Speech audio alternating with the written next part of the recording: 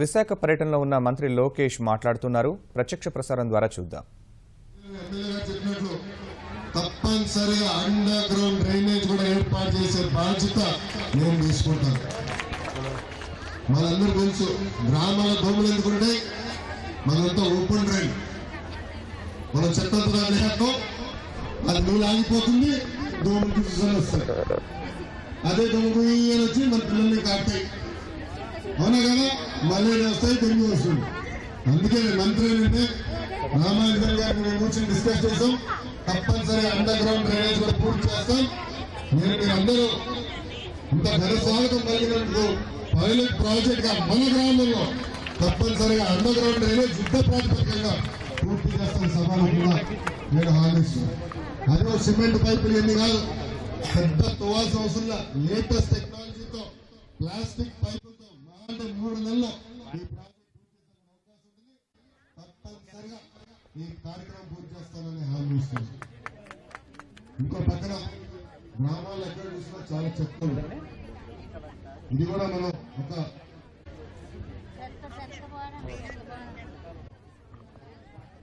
ఇక్కడ గ్రామాలు మనం అడుగుపెట్టే ముందర అది గ్రామానికి వేరే రోడ్డు ద్వారా బయటకు వెళ్ళినప్పుడు బాగా చెత్త ఉంటుంది, అవునా కదా, దానిలో కూడా బాగా దోమలు వస్తాయి. అందుకే కంపల్సరీ ఒక షెడ్ ఏర్పాటు చేస్తాం. ప్రతి ఇంటికి 2 చెత్త బుట్టలు ఇస్తాం. అది పొద్దున కలెక్ట్ చేస్తాం, ఒక వ్యక్తిని పెడతాం. ఆ చెత్త అంతా కూడా గ్రామం బయటకు తీసుకెళ్లి ఎరువుగా మార్చి మన గ్రామాల్లోనే వాడడానికి ఒక అవకాశం ఏర్పాటు చేస్తాను. ఈ సభాముఖంగా కూడా నేను మళ్ళీ హామీ ఇస్తున్నాను. నేను ఎమ్మెల్యే గారిని అందరం మాట్లాడుకుంటూ వస్తాను. విశాఖపట్నం నుంచి ఎమ్మెల్యే గారితో ఎంపీ గారితో నేను అంతా చెప్పా, అన్నా మన దగ్గర అంత డబ్బులు లేవు, కానీ సర్పంచ్ గారి దగ్గర మనకి డబ్బులు ఫుల్గా ఉన్నాయి. ఎవరు ఉంచిన విధంగా ఈరోజు పంచాయతీకి డబ్బులు ఇస్తాం జరిగింది. అది కన్వర్జెన్స్ మోడ్ లో మీరు ₹1 పెడితే ప్రభుత్వం ఇంకో రూపాయి ఇస్తాం జరుగుతుంది. ఎవరు ఊహించలేదు. డబ్బులంతా సర్పంచ్ గారి దగ్గర ఉన్నాయి. రాబోయే రోజు గ్రామ అభివృద్ధి సర్పంచ్ గారి ఆధ్వర్యంలో చేయాల్సిన అవసరం చాలా చాలా ఉంది. ఇంకో పక్కన మీరు ఒక్కసారి చూడండి, మనకి తాగునీటి సమస్య ఉంది. ఇంకో 40 కోట్లు ఖర్చు పెడితే ప్రతి ఇంటికి కుళాయి ఇచ్చేందుకు అవకాశం ఉంటుంది. తప్పనిసరిగా నేను ఈ సభకు ఆదేశాలు జారీ చేస్తున్నా. కేంద్ర ప్రభుత్వం ఇచ్చిన నిధులు ఓఎఫ్పీ ప్రాజెక్టులో 40 కోట్ల రూపాయలు ఖర్చు పెట్టి ప్రతి పేదోడింటి కూడా కుళాయి ఇచ్చే బాధ్యత తెలుగుదేశం పార్టీ తీసుకుంటుందని ఈ సభాముఖంగా చెప్తున్నా. ఇంకోటి మీరందరూ ఒక్కసారి ఆలోచించండి, మనకి నది మైన ఫుట్ బ్రిడ్జ్ చాలా రోజుల నుంచి కోరుతున్నాం, అవునా కాదా? ఒక నిమిషం పూర్తి చేస్తూ చెప్పండి. బ్రిడ్జ్ మనం కోరుతున్నాం, అవునా కాదా?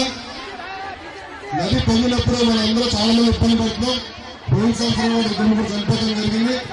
మేము శంకుస్థాపన చేశాం. తప్పనిసరిగా నిధులు కూడా కేటాయించాం. రాబో 1 సంవత్సరంలో కూడా ఈ బ్రిడ్జ్ కూడా పూర్తి చేస్తామని ఈ సభాముఖంగా మీ అందరికీ హామీ ఇస్తున్నాం. చివరిగా ఎవరు ఊహించిన విధంగా మన ముఖ్యమంత్రి చంద్రబాబు నాయుడు గారు టాప్ కార్పొరేషన్ ఏర్పాటు చేసి 1000 కోట్ల నిధులు మన పిల్లల చదువుకి, మన పిల్లల పై చదువులకి వాళ్ళకి స్వయం ఉపాధి కల్పించడానికి కూడా ఏర్పాటు చేయడం జరిగింది. ఆ నిధులు కూడా మీరు డ్రా చేయాల్సిన బాధ్యత ఇక్కడున్న పెద్దలందరి పైన ఉంది. చివరిగా మన గ్రామం అభివృద్ధి చెందాలంటే, మన మండలం అభివృద్ధి చెందాలంటే, మన నియోజకవర్గం అభివృద్ధి చెందాలంటే మనలో ఐక్యత ఉండాల్సిన అవసరం చాలా ఉంది. కానీ ఒక పక్కన మనకి ముఖ్యమంత్రి గారు అద్భుతంగా చేసుకుంటూ వెళ్తున్నారు. ఇంకో పక్కన మనకి ఇంకో ఆయన ఉన్నారు, దొంగప్పయ్య గారు. ఎవరైనా దొంగప్పయ్య గారు ఎవరు నచ్చా మర్చిపోయారా? దొంగప్పయ్య ఎవరన్నా జగన్మోహన్ రెడ్డి గారు ఉన్నారు, అవునా కదా?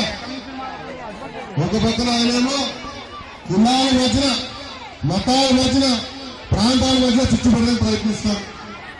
మనం ఉదాహరణ చెప్తా. మన ఉప ముఖ్యమంత్రి హోంమంత్రి గారు ఉన్నారు కదా, చంద్రరాజప్ప గారు, ఆయనతో నేను మీటింగ్ పెట్టుకున్నాం, ట్రైనింగ్ ప్రోగ్రామ్. ఆ ట్రైనింగ్ ప్రోగ్రామ్ నాకు అలవాటు ఉంది, చేతులకి ఉప్పుతా ఉన్నా మాట్లాడేటప్పుడు. చంద్రరాజప్పని ఇట్లా కింద కూర్చొని నుంచుని ఇది ఏంటి బాబు అని అడిగారు. చెప్తుంటే ఆ ఫోటో తీసేదో ఆయన అవమానపరిచారని చూపించారు. దాని తర్వాత వీడియోలు బయటకు వచ్చినా మీరందరూ చూశారు. ఉదయం మాట్లాడుతున్నాం కానీ ఆయన అవమానపరచాల్సిన అవసరం నాకు లేదు. ఎందుకు ఇది చేశారు? గంగప్ప గారు ఎందుకు ఆయన పత్రికలో ఇది రాశారు, 2 కులాల మధ్య చిచ్చుపడదు కాదా, అది కావాలని చేశారు. అంతెందుకు నేను 2 రోజులు కార్యక్రమాలు, తెలుగుదేశం పార్టీ కార్యక్రమాలకు ఆలస్యం ఉంటే నాకు మా నాన్న కూడా చిచ్చు పెట్టడానికి ప్రయత్నించారు. ఆయన నాకు మంత్రి పదవి లేదంట, అందుకే నేను వెళ్ళగానో వెళ్ళలేదని చెప్తాను. ఎంత అన్యాయమో ఒక్కసారి మీరు అందరూ ఆలోచించినట్టు. అలా మన గ్రామాల్లో చిచ్చు పెట్టడానికి ప్రయత్నిస్తారు, కులాల మధ్య చిచ్చు పెడతారు, మతాల మధ్య చిచ్చు పెడతారు, రెండు ఈ గ్రామం నుంచి ఆ గ్రామానికి చిచ్చు పెడతారు. దయచేసి ఇవన్నీ మనం అధిగమించుకుని మన గ్రామ అభివృద్ధి చేసుకోవాల్సిన అవసరం చాలా చాలా ఉంది.